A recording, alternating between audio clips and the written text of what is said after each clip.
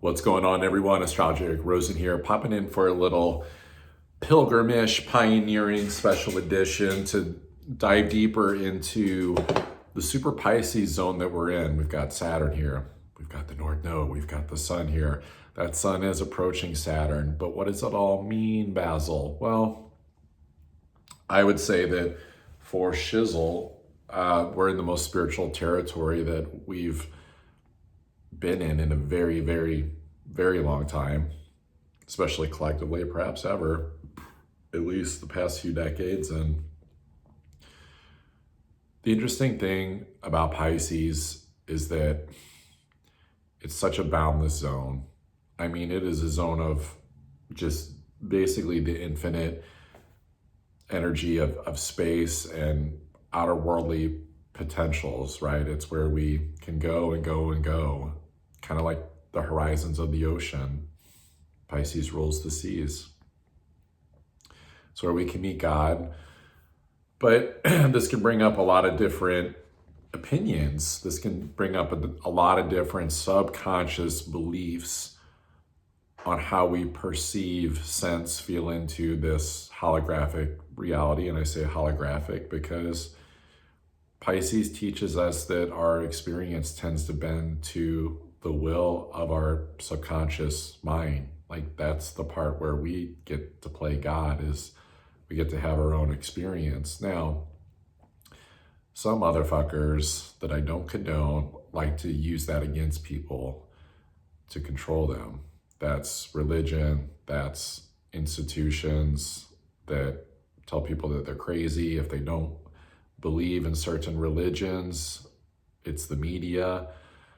But at the end of the day, Pisces teaches us that we can vibrate low in victimhood, or we can ascend and find compassion and love and meet God through all these different components of things. And so if we can see that even the things that go on in the media, even the things that go on in certain institutions, even the, things that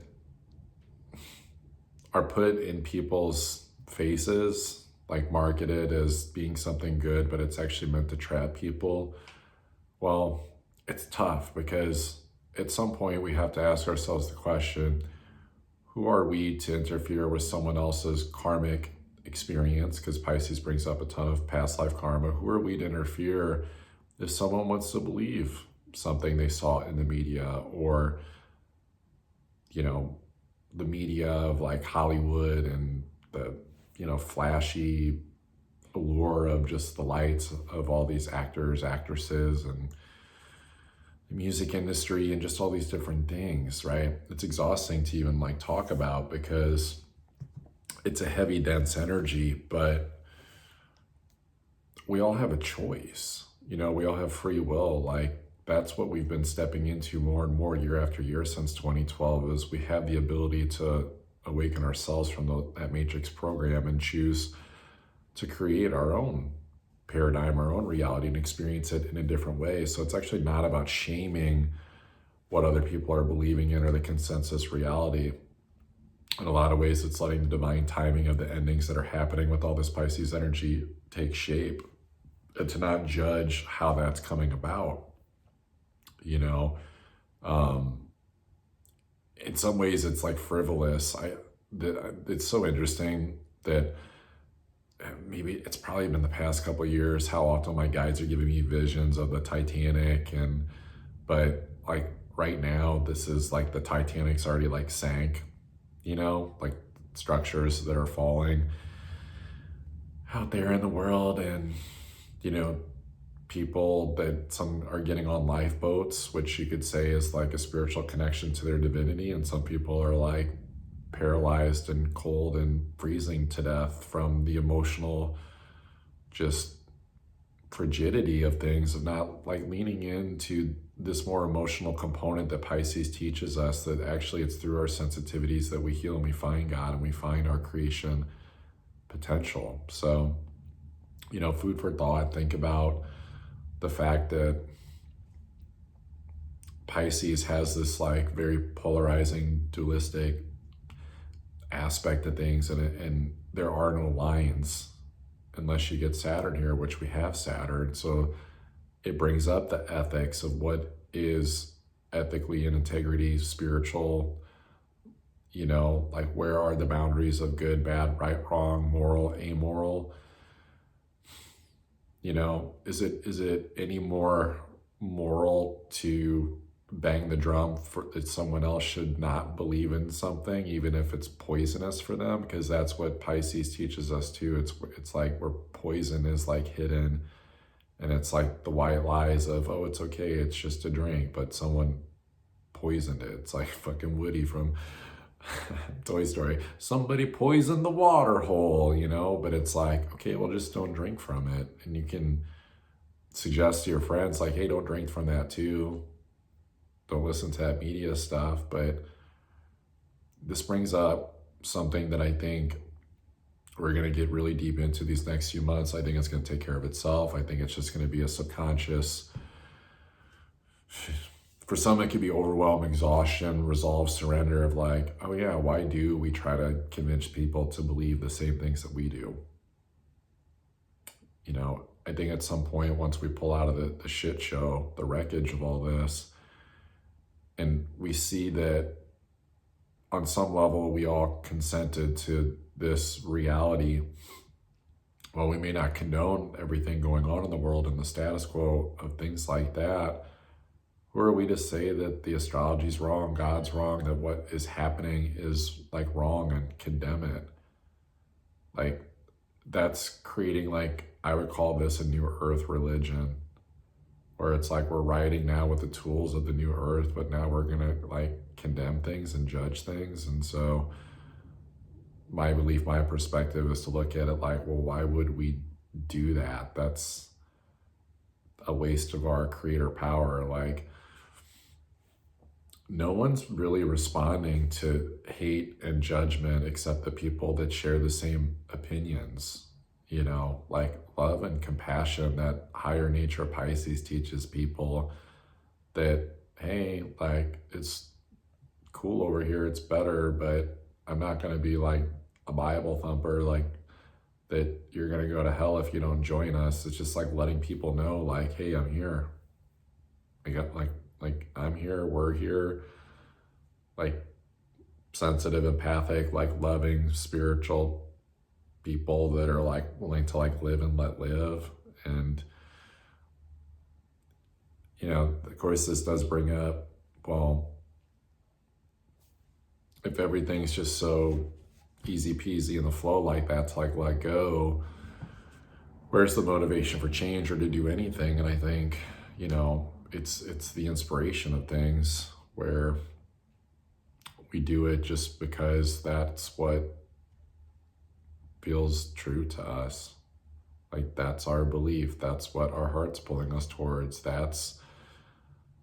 And typically it comes through the form of selfless service, but that selfless service could even come in the form of serving ourselves, like healing ourselves, so that when we go back out into the world and there's energies and frequencies and things going on that we don't agree with, we don't feel alone, we don't feel isolated. This is all Pisces stuff, right? Like, we feel a sense of enchantment where we can look upon the world with favor and actually reach the highest levels of divinity. Because to me, that is the highest aspect of Pisces, is like connecting with the angels, the spirit guides, all these like energies. It's like higher dimensional, to where it was never about like leaving the scene completely and going and living in the woods, or, you know, needing everything to fall apart or certain things to change.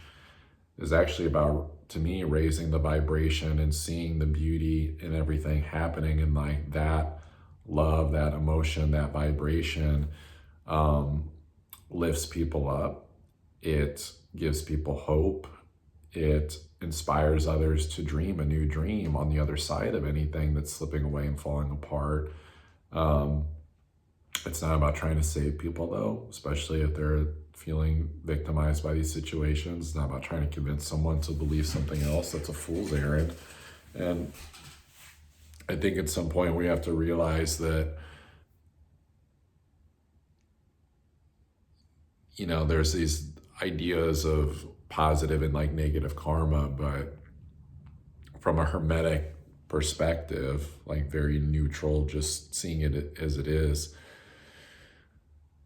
those polarities can't really be judged in the fractal thinking of things. That's like the South Node and Virgo thing, like right now, to say that it should like look a different way in their reality, because we could be balancing out karma from different lifetimes and it just looks weird and flipped. And so this is where we almost have to play like the long game and kind of like, I think with Saturn here, kind of like being mature and be like, come on, like guys, we've been here before. Like this is the first time that it feels like the shit's hitting the fan, either personally or collectively, and at some point it becomes, okay, you have that,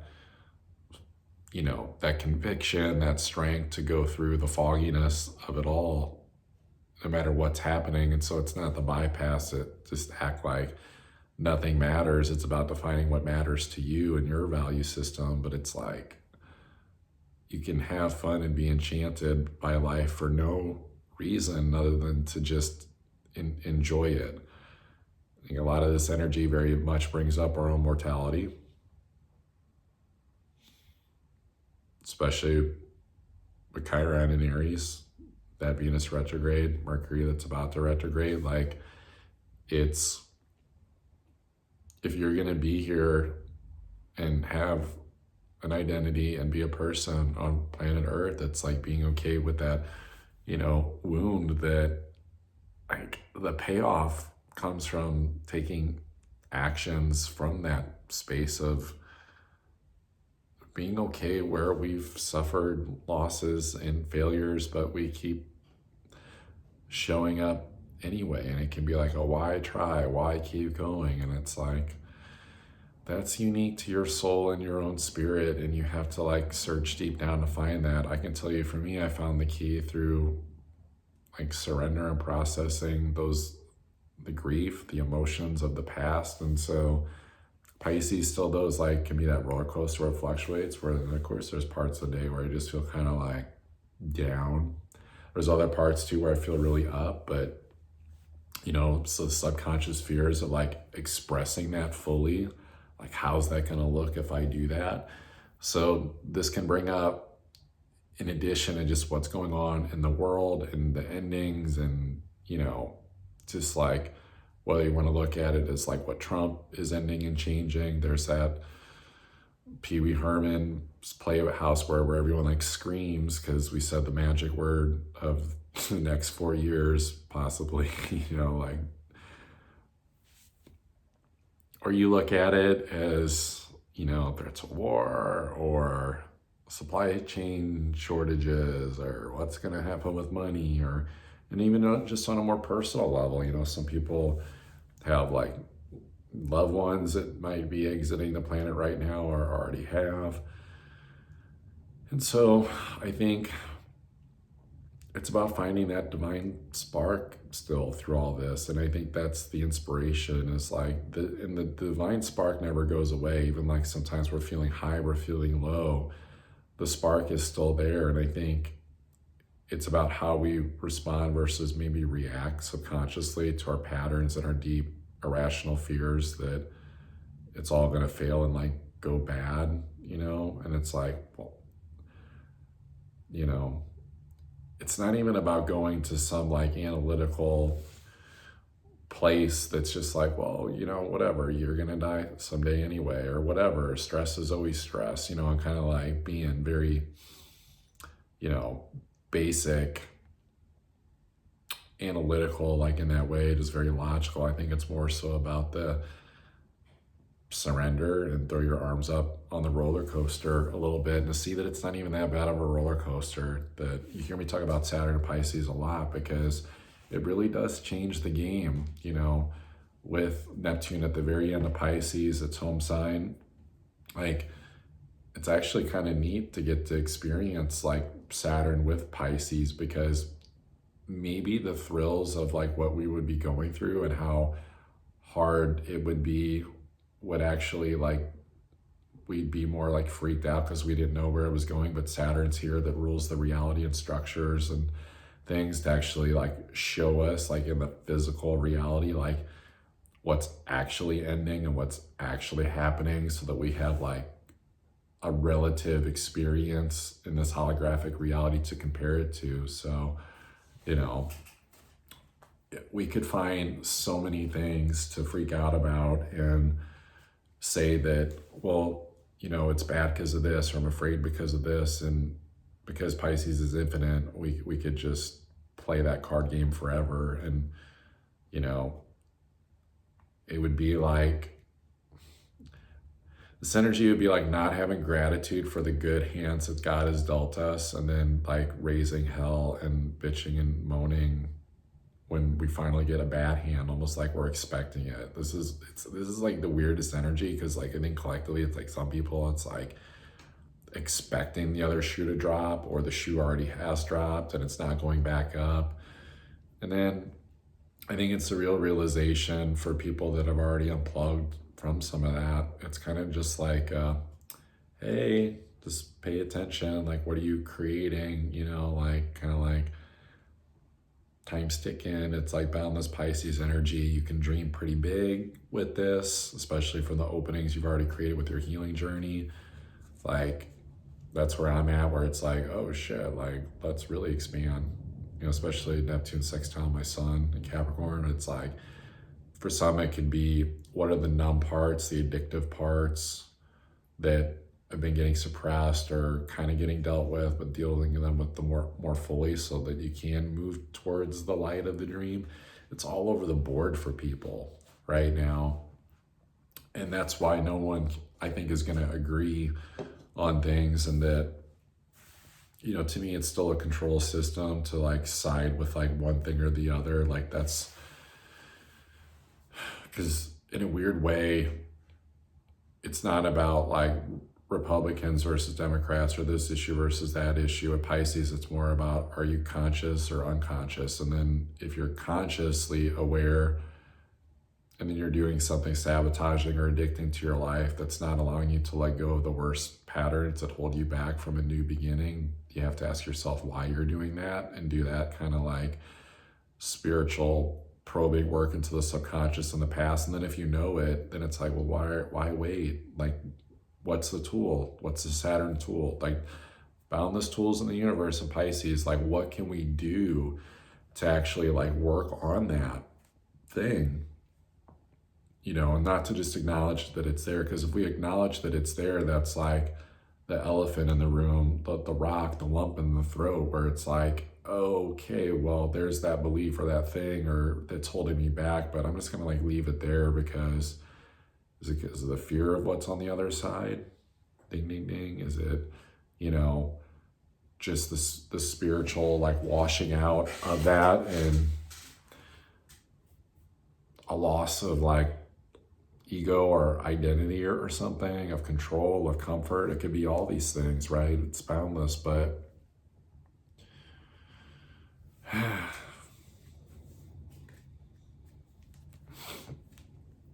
I think at the end of the day, to me, like the best way to use this energy is really to like let go and see that there can be a melancholy with all this like Pisces energy, where it's like Saturn's not gonna like let it get too high or too low, because you think about it, like the weight of Saturn, it's like very heavy planet. It's like lead. It's like something that like is gonna float back to the surface, to be consciously made aware, like on the surface of the water. Like you try to submerge it, but then it floats back up.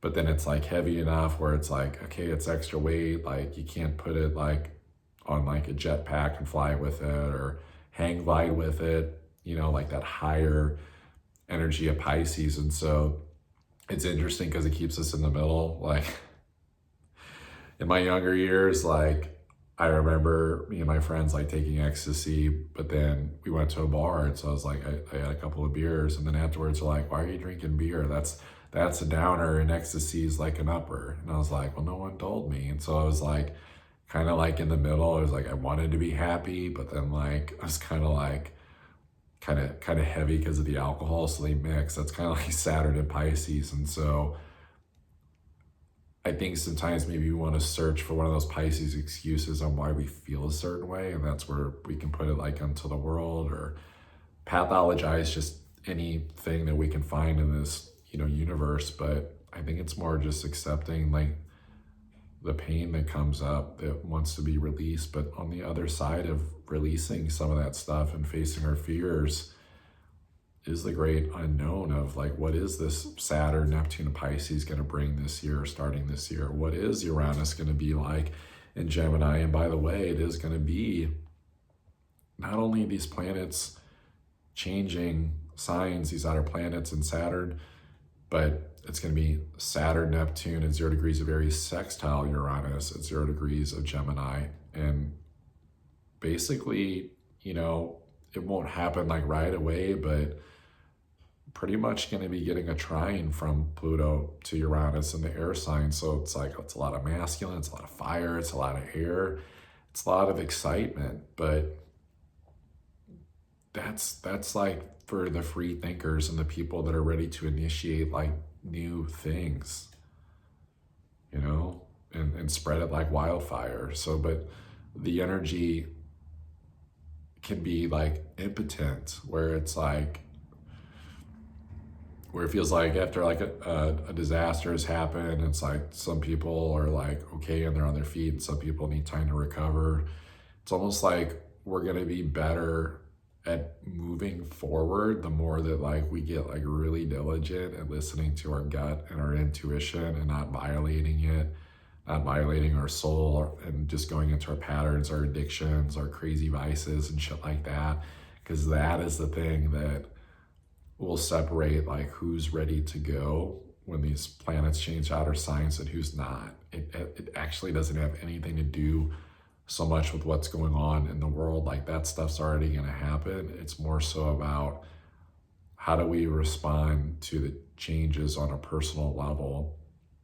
And it's like if we get bored, it's like instead of going to the old patterns to fill space and time, it's like, well, pray for the collective, bring light in, send positive light to situations that really need it, because this is an opportunity, to do that selfless service piece. I like earlier when I was in the shower, it was like, that part of me that really gets activated walking the path of the shaman, that knows that a lot of my role, what we're stepping into this next 20-ish years, is being that healer, being that guy that's probably going to work with people even deeper on the shamanic plane of plant medicines and just the healing work that I already do, of guiding people on that plane of that magician sacred archetype. But it's like accepting that at the same time, like that's the likely timeline, but it was also still going into the higher dimensions of light to bring light in, to go,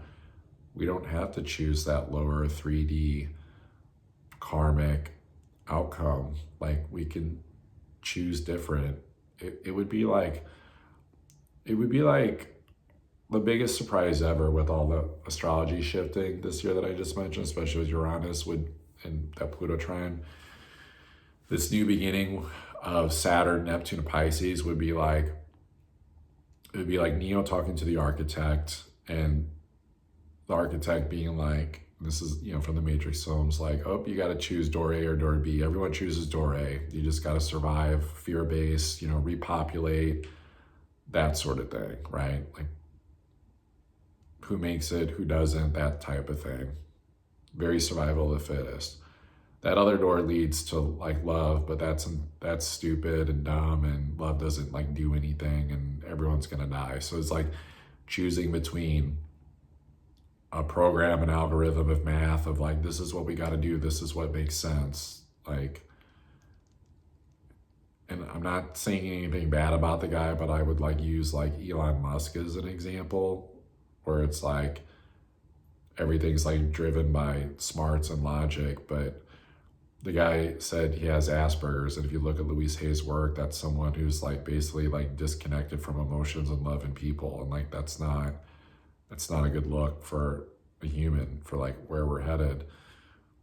So it'd be like choosing that door versus like choosing the other door of love and then saving everyone anyway. But what if the rewrite was, instead of just one person choosing that, like some savior, you know, like Jesus coming back, Neo saying everyone, like people joined him. Like they walked through that door that he had to like walk through with the key maker. He had to get the key and like go through the white light door and go to like basically the construct where the architect was at, which is kind of a very Saturn and Pisces type of thing, you know, to go, wait, what's like really ruling things? Like, what is that wizard behind the curtain? And it's like, well, it's part of it is like, it is us. It's like us, our subconscious belief that we have to choose fear.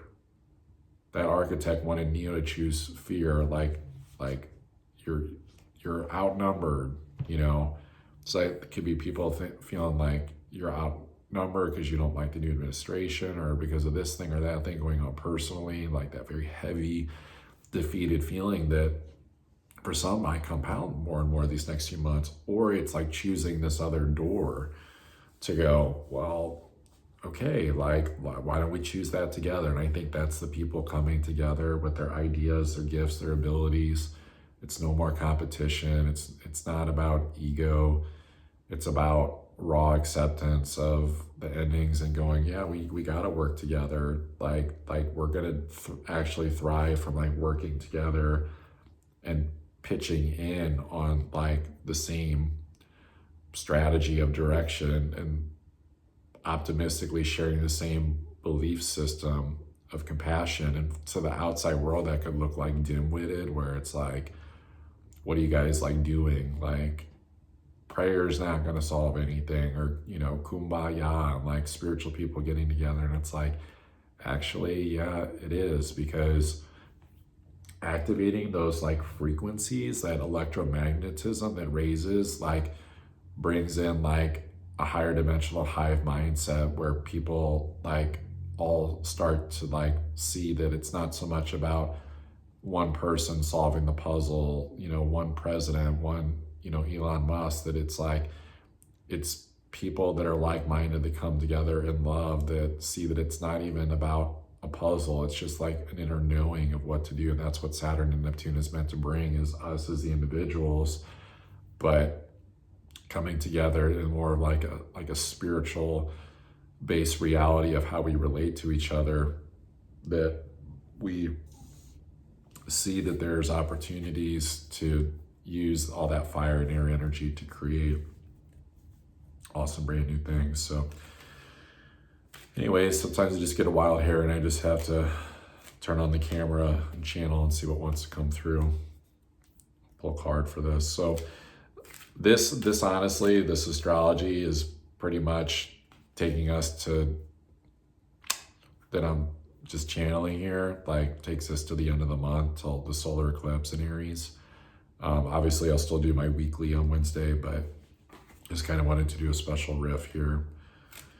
So card wise, pull 3. Ace of Wands in reverse, so maybe some passion missing, but that Chariot card's like, hey, we got to move forward. We got to get out of these ruts. And what are those priorities? 2 of Pentacles. So we still have things to do in this physical reality. It's not just about sitting back and eating the popcorn, watching what's going on in the world, what's falling away. It's not about feeling any defeat, victimization, that loss of passion. It's like we just find that gear that's spiritual, it's invisible. It's just like a knowing, where we just like drop in and we're like, okay, like God, divine, like what's the next thing? And I think it becomes easier to balance our own values, our own priorities, when we stop like looking at too much what the rest of the world and what other people are doing. So appreciate you all. If you guys want to get your own personal astrology reading, pop into that link down below. Or if you want to purchase that astrology ebook, that link will be down below as well. Catch you next time.